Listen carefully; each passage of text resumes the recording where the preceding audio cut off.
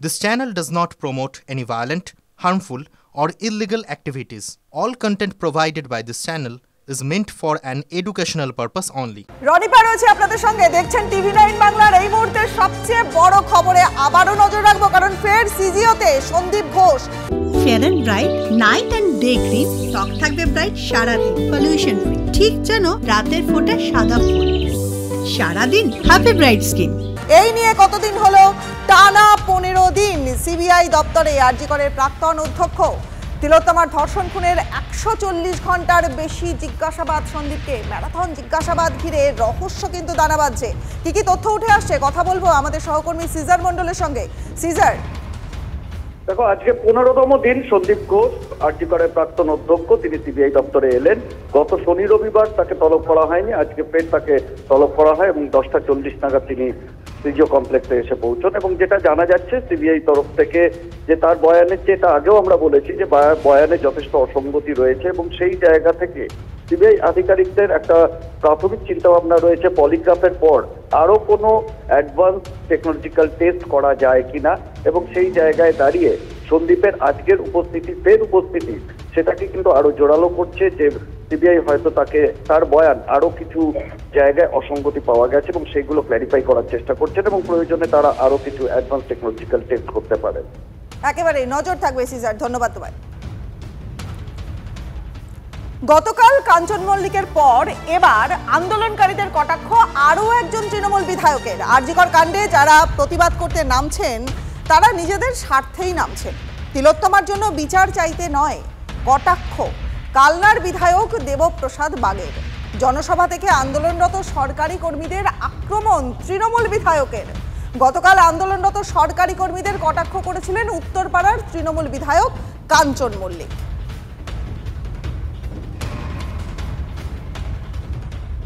একটা উত্তাল পরিস্থিতি তৈরি হয়ে আছে, প্রত্যেকেই আমরা চাইছি বিচার চাই আরজিকর কাণ্ডে। আপনিও বলছেন, আমিও বলছি, কিন্তু বিচারের বাণী কোন জায়গায়? যারা ডিএ পাচ্ছে না তারা রাস্তা দিয়ে হাঁটছে, বলছে বিচার চাই। লক্ষ্য কিন্তু আরজিকর কাণ্ড না, তার বিচার চাই, আমার ডিএটা বাড়ছে না কেন। গতকাল কাঞ্চন মল্লিক বলেছিলেন যে সরকারি কর্মীরা তারা কি বেতন পান না, এরকমই একটি কথা তার মুখ থেকে এসেছিল গতকাল কাঞ্চন মল্লিকের পর। এবার কিন্তু আন্দোলনকারীদের কটাক্ষ আরও একজন তৃণমূল বিধায়ক কটাক্ষ করলেন আন্দোলনকারীদের। আরজি করের এই যে কাণ্ড এবং এর প্রতিবাদ করতে নামছেন যারা, তারা নিজেদের স্বার্থে নামছেন, তিলোত্তমার জন্য নয়, এমনই কটাক্ষ তার। আর কাঞ্চন মল্লিকের বিরুদ্ধে ফুঁসে উঠলেন দুজন টলি অভিনেত্রী। বিতর্কিত মন্তব্যের জেরে কাঞ্চন মল্লিককে কার্যত বয়কট তার একসময়ের বন্ধু এবং সহকর্মী সুদীপ্তা চক্রবর্তী। সমাজ মাধ্যমে উত্তরপাড়ার তৃণমূল বিধায়ককে তীব্র কটাক্ষ অভিনেত্রীর। সোশ্যাল মিডিয়ায় কাঞ্চনকে ছি কটাক্ষ আর এক অভিনেত্রী বিদীপ্তা চক্রবর্তী। অনেক সরকারি কর্মচারী কর্মবিরতি করছেন, তারা কি সরকারি বেতন নেবেন না? গতকালই আন্দোলনকারী চিকিৎসকদের এই প্রশ্ন করেছিলেন উত্তরপাড়ার তৃণমূল বিধায়ক কাঞ্চন মল্লিক। কাঞ্চন মল্লিকের এই মন্তব্যে তুঙ্গে বিতর্ক।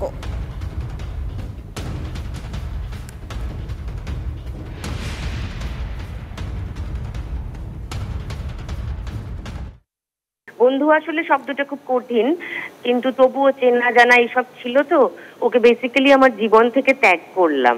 আর এটাও লিখেছি, ও যত তাড়াতাড়ি শুভবুদ্ধি ফিরে পায়, যদি কোনোদিন ওই চাবিটাবিগুলো খুঁজে পায় যেগুলো তালা চাবি দিয়ে আটকে রেখেছে, ওর বুদ্ধি বিবেচনা মনুষ্যত্ব এগুলো সব মনে হচ্ছে হারিয়ে ফেলেছে, লকারে আটকে গেছে, ওই চাবিটা খুঁজে পেলে আবার আমরা যোগাযোগ করব, তাই লিখেছি। মুখ্যমন্ত্রী তার দলের নেতাকর্মীদের ফোঁস করবার নিদান দিয়েছিলেন এবং এই ফোঁসের নামে এখন কিন্তু দিকে দিকে হুমকি শুরু হয়ে গেছে। এবার বেলাগাম অশোকনগরের শাসক নেতা হুমকি দিতে গিয়ে তিনি কুকথার স্রোত অশোকনগরের তৃণমূল নেতা অতীশ সরকারের বিরুদ্ধে। মুখ্যমন্ত্রীর বিরুদ্ধে কুৎসা রোখার দাওয়ায় কুকথায়। যে মমতা বন্দ্যোপাধ্যায়কে ফেসবুকে আপনি ব্যক্তি কুৎসা করছেন, যে মমতা বন্দ্যোপাধ্যায়কে চরিত্র নিয়ে গালাগালি করছেন, আপনার বাড়ির দরজায় গিয়ে আপনার মা বোনকে বিকৃত ছবি করে আপনার বাড়ির দেওয়ালে টানিয়ে দিয়ে আসবো। শুনে রাখবেন, আজকে দাঁড়িয়ে বলে গেলাম, সাবধান হয়ে যান। রাজপথে তৃণমূল কংগ্রেস ধৈর্য নিয়ে বসে আছে, আমরা যদি একটু পাড়ায় পাড়ায় সন্ধ্যে সকালবেলা একটু ফোঁস করি, পারবেন তো বাড়ি থেকে বেরাতে? যে মন্তব্যটা শুধু কোনো রাজনৈতিক দলের জন্য নয়, যে কোনো সাধারণ মানুষের ক্ষেত্রে অত্যন্ত বিপজ্জনক। এই আমাদের যে বোনটি নৃশংসভাবে খুন হলো, সেই ব্যাপারটাকে আর ম্যানেজ তৃণমূল কংগ্রেস করতে পারছে না, যে কারণে তাদের যে সর্বময় কর্তৃ অথবা নেত্রী, তিনি যেরকম অসংলগ্ন কথাবার্তা বলছেন, এই যে সমস্ত লোকগুলো যাদের কথা বলছেন, যারা এই সমস্ত জায়গায় কার কি এক কাউন্সিলরের স্বামী এই ধরনের কথা বলছেন, আসলে এরা ক্ষমতা থেকে চলে যাওয়ার ভয় থেকে এই সমস্ত কথা বলছেন। তার কারণ হচ্ছে মানুষের থেকে গণতন্ত্রের উপরে আর কিছু নেই। গোটা রাজ্যে আজকে প্রতিবাদের ঝড় উঠেছে, রাজ্যের বাইরে গোটা দেশ আজকে সর্বস্তরের মানুষ প্রতিবাদ করছে, দেশের বাইরে প্রতিবাদ হচ্ছে। উনি এখনো কাউন্সিলরের স্বামী বুঝতে পারছেন না, আগুন নিয়ে খেলা করছেন। গোটা পশ্চিম বাংলা জুড়ে মানুষ কিন্তু ক্ষিপ্ত হয়ে রয়েছে, আগুন নিয়ে খেলবেন না। মমতা ব্যানার্জি বলেছে ওই ছাত্র সমাবেশে ফোঁস করতে, ওই কথা শুনে ফোঁস করতে গেলে লাঠি নিয়ে সাধারণ মানুষ রয়েছে, ফোঁস করলেই আপনার মাথাটা ভেঙে গুঁড়িয়ে দেবে। এই সমস্ত জানোয়ারদের পাঁঠার দোকানে, মাংসের দোকানে পাঁঠা যেরকম ভাবে ঝুলিয়ে রাখা হয়, আগামী দিন মানুষ এইভাবে ঝুলিয়ে রাখবে। রাজনীতি করলে এই ধরনের কথা বলার অধিকার এদের কোত্থেকে এসছে? সরকারের উচিত, পুলিশের উচিত এদের গ্রেফতার করা।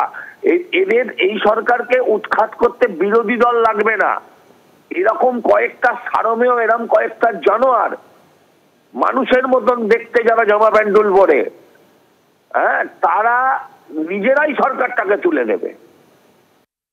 তৃণমূল নেত্রী যা করেন বুঝে সুঝে করেন, ধরা পড়ে গেছেন, ভয় পেয়ে গেছেন, মানুষের জনবিস্ফোরণ দেখছেন এবং সেই কারণে ভয় দেখাবার সব রকমের চেষ্টা করছেন। কত বড় অসভ্য! তবে এই ছবি বিকৃত করে টানিয়ে দেয় যারা, সেই সমস্ত নরপশুর দল, তারা তৃণমূলের নেতা। তারা মাইক ধরেছে, পোস্ট করেছে, মুখ্যমন্ত্রী হয়তো খুশি হয়েছেন। আর যদি উনি খুশি না হন, হয় বলুন আমি খুশি, না হলে অ্যাকশন নিন।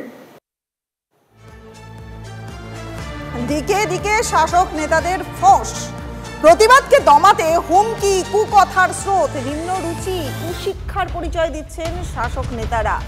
বাংলার মা বোনেরা এর জবাব দেবেন। রাজ্য থেকে তৃণমূলের বিসর্জন নিশ্চিত। সোশ্যাল মিডিয়ায় সরব বিজেপির রাজ্য সভাপতি সুকান্ত মজুমদার।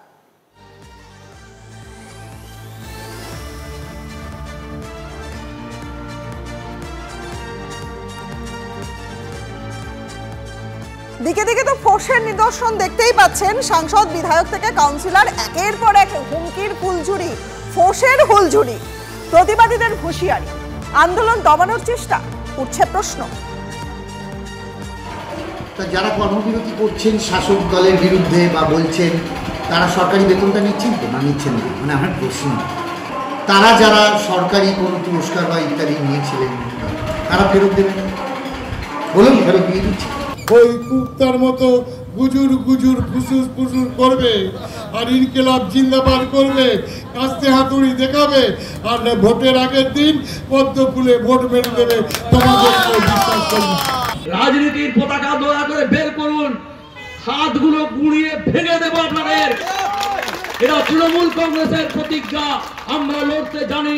জনগণকে বলবো, প্রয়োজন হলে পরে বিজেপিদের যেভাবে ভুলভাল চক্রান্ত করছে তাদেরকে আমরা কিনবো, না হলে পরে খুঁটিতে বেঁধে রাখবো। এইভাবে বিজেপিরা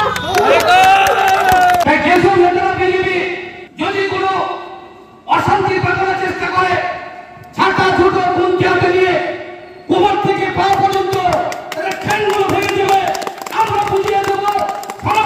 তৃণমূল কংগ্রেসের এখনো করা যায়নি। যেদিন এই রাস্তা দিয়ে অমর শাখা পেরিয়ে যাবে, গাড়ি থেকে নামিয়ে তাকে মারবো মারবো মারবো। আর শুধুমাত্র বিরোধীদেরকেই নয়, এই ফোঁস এবার শাসক দলের নেতাকে প্রাণনাশের হুমকি শাসক দলের আরেক নেতার। সন্দেশখালীর হাটগাছির প্রাক্তন পঞ্চায়েত প্রধানকে হুমকি অঞ্চল প্রধান কাদের মোল্লার। সভা থেকে কড়া ভাষায় প্রাক্তন পঞ্চায়েত প্রধানকে আক্রমণ কাদের মোল্লার। শুনুন প্রথমে সেই হুমকি।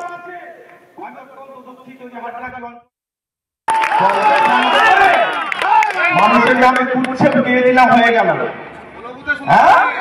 1,30,000 টাকা ডেমারেজ কে দিয়েছিল? জরিমানা কে দিয়েছিল? কারোর সম্পর্কে একটা কথা বলতে গেলে হিসেব করে বলছি। শুনে রাখুন আপনারা কান খুলে, মাইকের আওয়াজ যতদূর যাচ্ছে শুনে রাখুন সবাই।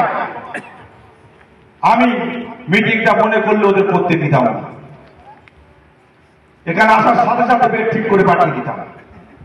আমি প্রভাসকে চেক করেছি এবং বলেছি তুমি আর একটা মিটিং করবে না, যদি করো তোমার বিরুদ্ধে ব্যবস্থা নেওয়া হবে। হ্যাঁ, আমি থানাতে অভিযোগ দায়ের করি থানাতে।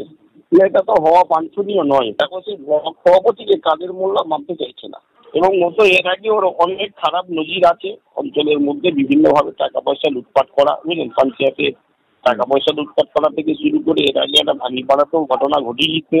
আপনি কি প্রাণ ভয়ের আশঙ্কা করছেন, প্রাণ নাশের আশঙ্কা করছেন? হ্যাঁ, ও যে ধরনের বক্তব্য বলেছে সেটা তো হওয়া স্বাভাবিক। আশা করি দল নিশ্চয়ই ভাববেন বিষয়টা নিয়ে, বুঝলেন। আমরা সব দলের সৈনিক,